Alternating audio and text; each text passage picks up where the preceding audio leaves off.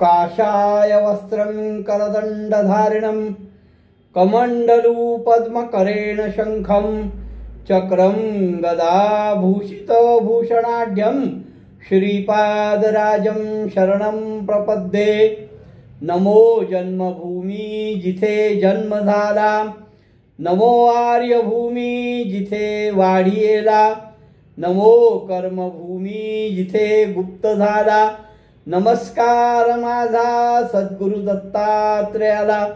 अवधूत चिंतन श्री गुरुदेव दत्त। साधकांनो, काल आपण बघितलं माहूर येथील सधन गोपीनाथ ब्राह्मणाची सून, तिचा पती आजारी होता।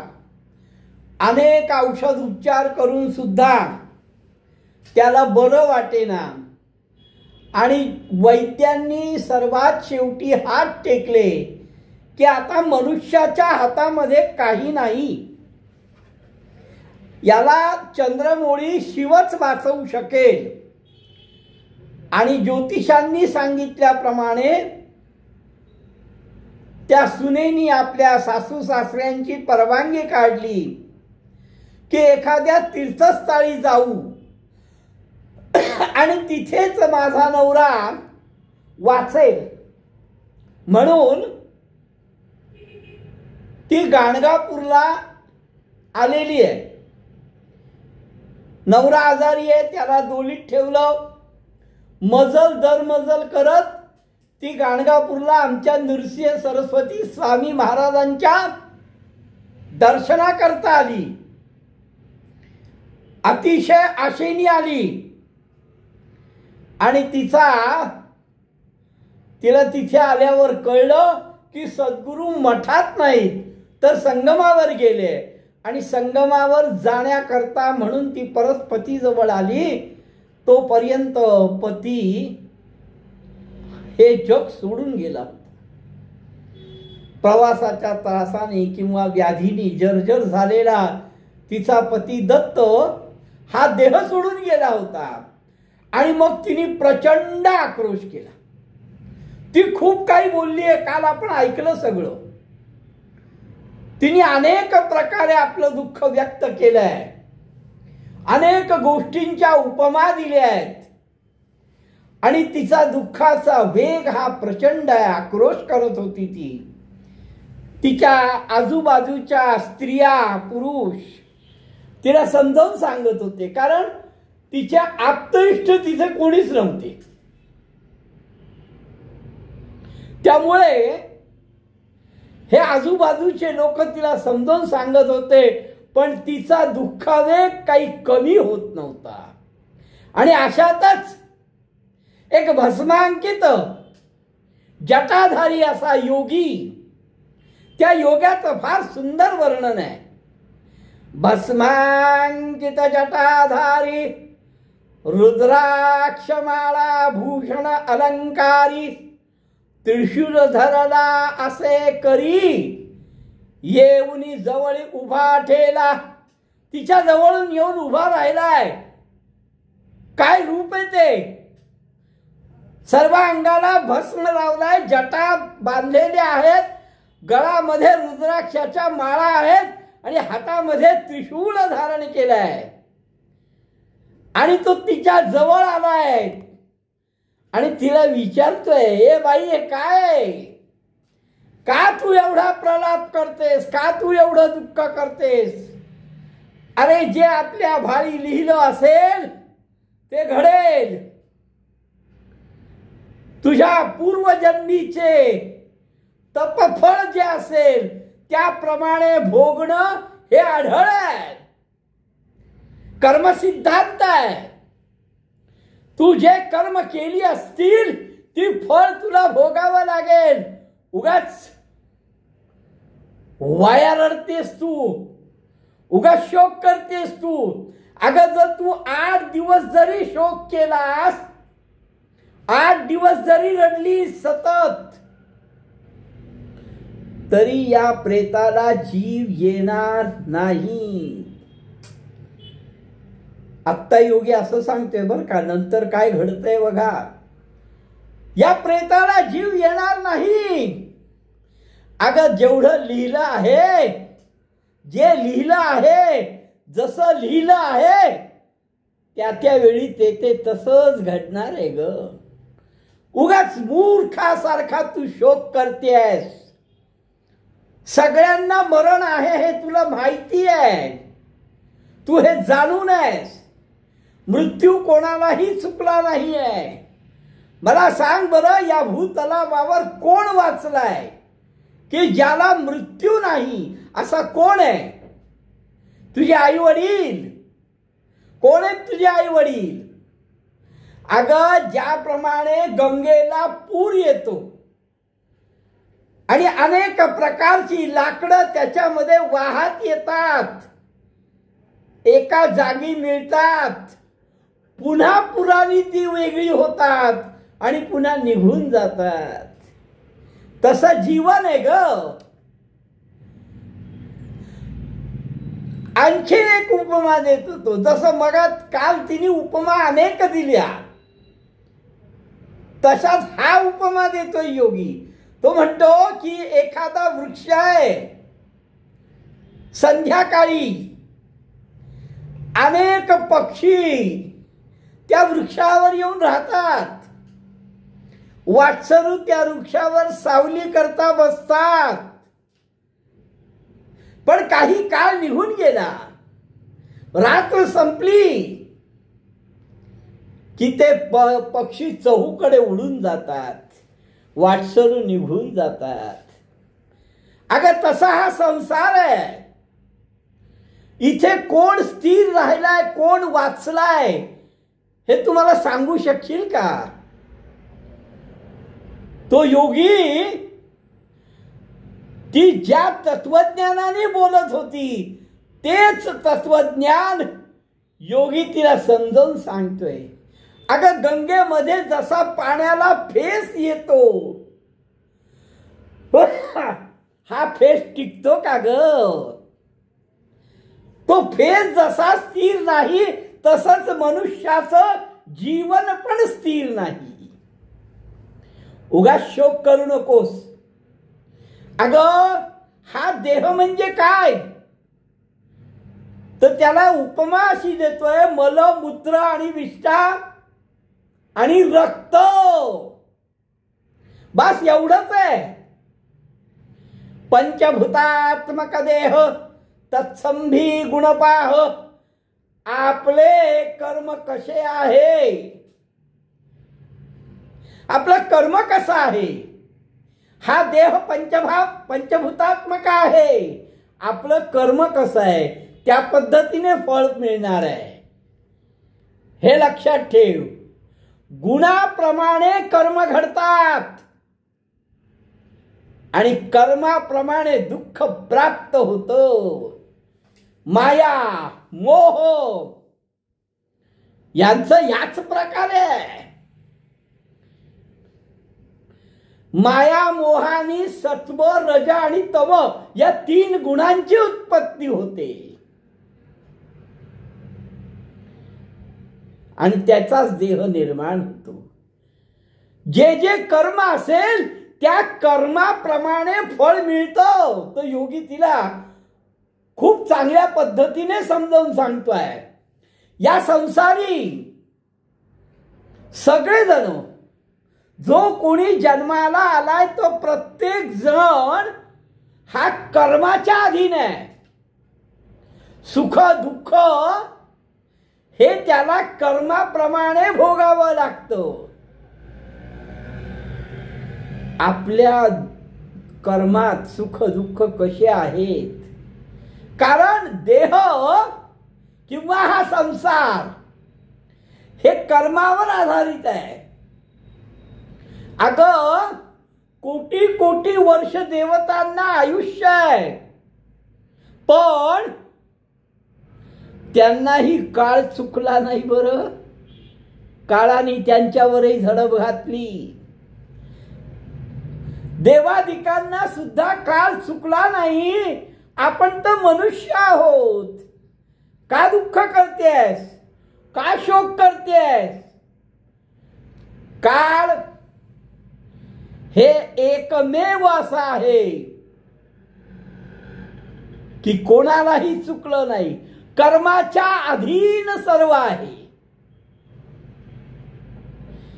या पंच महाभूतांच्या देहाला सगळं काही कर्माच्या अधीन आहे. काळ आणि कर्म हे गुणाच्या अधीन आहेत. तुझे जसे गुण असतील तशी कर्म घडली असतील आणि तसं फळ तुला मिळेल. त्यामुळे जन्माला आलो म्हणून आनंद नको आणि मृत्यू आला म्हणून शोक नको. कारण जो जन्माला आला आहे तो मृत्यू पावणार आहे. म्हणून जन्माला आलेल्याचा आनंद आणि मृत्यू आल्याचं दुःख करू नकोस. जे जे निर्माण झालंय त्याचा नाश आहे. फक्त फरक एवढा आहे, कोणी लहान वयात मरतं, कोणी उतार वयात मरतं, कोणी तारुण्यात मरतं. जसं जसं त्याची कर्म, गतजन्माची कर्म, कोणा मृत्यू पूर्व वयासी, कवन मृत्यू वृद्धप्यासी, जैसे आर्जव असे ज्यासी. जसं जसं ज्याचं असेल तसं तसं घडतं ग. पूर्वजन्मवाससासी, मागच्या जन्म जो आहे त्याचं सुख दुःख भोगायचं आहे. पाप पुण्य हा भाऊ बहीण हे ते सगळं मागच्या जन्मीचं अर्जव आहे. आयुष्य म्हणजे सुख दुःख संमिश्र आहे. समस्त पाप पुण्य एकच आहे. काय ललाटी लिहिले असे ब्रह्माने, आपल्या कपाळावर ब्रह्माने जे लिहिलं आहे. आढळ जाण विद्वज्जना, कितीही ज्ञानी असो त्याच्या कपाळावर जी लिहिलंय ते घडणार आहे. ते बदलण्याची ताकद फक्त सद्गुरूंमध्ये आहे. तो योगी तिला सांगतोय, एखादे समयी कर्मासी, एखाद्या वेळेस कर्म चुकलो, देव दानव मनुष्यासी, देव असो दानव असो मनुष्य असो, काळ कधी चुकत नाही. मनुष्य चुकू शकतो, कर्म चुकू शकतो, पण काळ काहीही चुकत नाही. अगं संसार म्हणजे स्वप्न आहे. त्यामुळे दुःख करू नकोस. तो तिला अनेक प्रकारचं तत्वज्ञान समजून सांगतोय. एक लक्षात ठेव बाई, आतापर्यंत तुझे 1000 जन्म झाले असतील. मग त्या प्रत्येक जन्मात तू कोणाची पत्नी होतीस, तू कोणाची कन्या होतीस, तू कोणाची माता होतीस, तू कोणाची भगिनी होतीस, सांग बरं. 1000 जन्म झाले असतील तुझे. मग याच्याच करता तू का दुःख करतेस? मूर्खपणा आहे तुझा हा. अगं शरीर म्हणजे त्वचा, मांस, शिरा, रक्त, हे सगळं म्हणजेच शरीर आहे ग. विष्ठा, मूत्र, कफ, हे सगळं म्हणजे शरीर आहे. लक्षात ठेव. ऐसा अघोर शरीरा करता काय स्वार्थ ठेवायचा? ऐसा शरीरा घोरात पाहता काय असे स्वार्थ, मलमूत्र भरले रक्त, तया कारणे शोक का करीसी. अगं त्या मलमूत्रा करता, त्या रक्ता करता, त्या त्वचे करता तू काय शोक करतेस? विचार कर आपला आता. तो गेला, प्रत्येकाला जायचंय, तो गेला. तू आता तुझा विचार कर की पुढे तू कशी राहणार, की आता तुझं आयुष्य आहे ते कशा प्रकारे जगणार की ज्यानी हा संसार सागर तू तरशील. आता तू हा विचार कर. हे ज्यावेळेस एवढं सगळं तत्वज्ञान तिला समजावून सांगितलं, त्यावेळेस ती भानावर आली आणि हात जोडून त्या जटाधारी भस्मांकित योग्याला म्हणते, हात जोडते, त्याच्या डोक्यावर, त्याच्या पायावर डोकं ठेवलंय आणि अतिशय करुण अवस्थेमध्ये ती म्हणते, तुम्हीच माझा आता उद्धार करा. तुम्ही जो मार्ग सांगाल ना त्या मार्गाचा मी अवलंब करीन. मी कसा राहावा आता? तुम्ही बोललात ते मला पटलं की तो गेला. मी कितीही शोक केला तरी तो उठणार नाही हे पटलं मला. मला माझं पुढचं आयुष्य, मला हा संसार सागर तरून जायचंय. गुरुवर्य तुम्हीच सांगा. तुम्ही सांगाल तसं मी वागेन. कारण या परदेशामध्ये माझे आई वडील पण आता तुम्हीच आहात. मी आई वडिलांना, सासू सासऱ्यांना सगळ्यांना सोडून इथे आली आहे, याला बरं वाटावं म्हणून. पण आता हे असं घडलंय, तुम्हीच माझे आई वडील आहात. तुम्ही जो मार्ग सांगाल त्याच मार्गाचा मी अवलंब करीन. कुठल्या मार्गाने मी तरून जाईन, कुठल्या मार्गाने माझं कल्याण होईल, तुम्ही मला सांगा तसं मी वागेन. ते ऐकल्यानंतर त्या योग्याला सुद्धा आनंद झाला, प्रसन्न झाला तो. आणि तिला म्हणतोय, मी तुला आता स्त्रियांचं आचरण सांगतो, स्त्रियांनी कसं वागावं हे सांगतो. एक लक्षात ठेवा, त्या योग्याने जे सांगितलंय ते मी सांगतोय. आजकालच्या युगात ते शक्य आहे का नाही याचा उहापोह मलाही करायचा नाही. पण त्या योग्याने जवळजवळ 1000 वर्ष होत येतील, 900 वर्ष तर झालेत, नाही 1100 वर्ष जवळजवळ झाले. 13व्या शतकात महाराज आले, म्हणजे 1200 वर्ष पूर्वीचा हा काळ आहे, कलियुगातलाच आहे. पण आजच्या काळामध्ये ते कसं शक्य आहे नाही याच्यावर वितंडवाद आपण करू नये. जे योग्य वाटेल ते ग्रहण करावं, जे अयोग्य वाटेल ते सोडून द्यावं. आपली सत्सद विवेक बुद्धी जागृत ठेवून फक्त ऐकायचं काम करावं. आता तो योगी तिला स्त्रियांनी कसं वागायचं हे सांगतायत. तो योगी तिला सांगतो, ती ज्यावेळेस त्याला म्हणते की तुम्हीच मला मार्ग सांगा, त्यावेळेस तो योगी त्या स्त्रीला स्त्रियांची कर्म सांगतोय.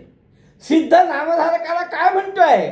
सिद्ध म्हणे नामधारका, पुढे अपूर्व झाले आहे का खरोखर त्या योग्यानी सांगितलेले कर्म त्याच्यानंतर ती जे वागली त्यानंतर जे घडलं ते अपूर्व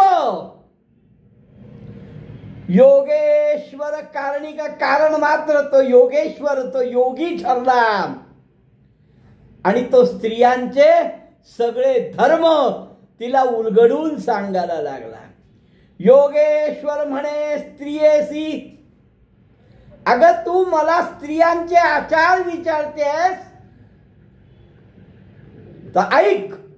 योगेश्वर म्हणे स्त्रियेसी, आचार स्त्रियांचे पुसशी सांगेन तुझ विस्तारेसी भवसागर तारावया. तू स्त्रियांचं वागणं विचारतेस, मी तुला विस्तारपूर्वक सांगेन हा भवसागर तरुण जाण्याकरता.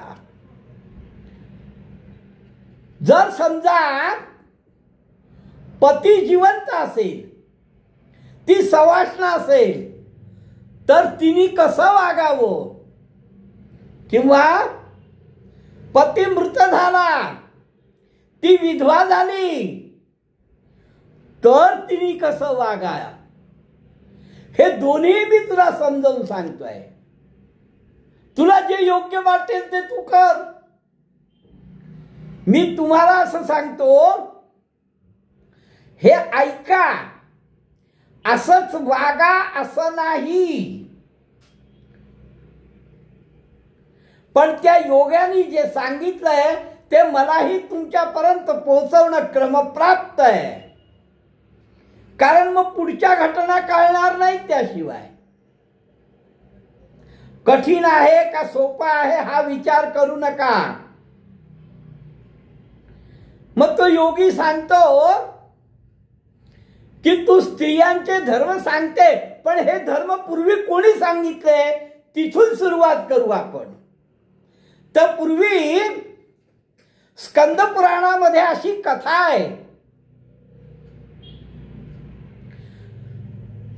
कथा स्कंद पुराणात काशी खंडी विस्तृत स्त्रियांचे धर्म बहुत ऐक चित्ता ऐकावे.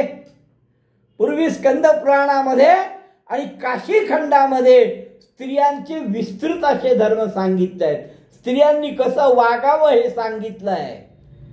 एक चित्ताने ऐकावं. पूर्वी अगस्त्य ऋषी होते, ते महामुनी होते आणि ते काशीला राहत होते. त्या अगस्त्यांच्या पत्नीचं नाव लोपामुद्रा. ही अतिशय ज्ञानी होती, महाज्ञानी होती, असं म्हटलं तर वावगं ठरणार नाही. अगस्त्य ऋषी महामुनी, जोका काशी भुवनी, लोपामुद्रा महाज्ञानी, त्याची भार्या.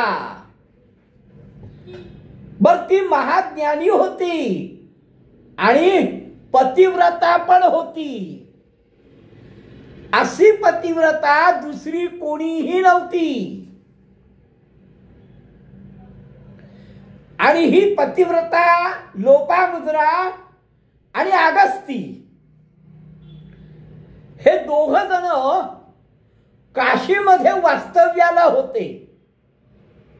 ही पतिव्रता नारी अगस्तींची सेवा करावी, सडा समार्जन करावं, देवतार्जन करावं, असे सगळे नियम सांभाळून ती पण साधक वृत्तीने राहत होती.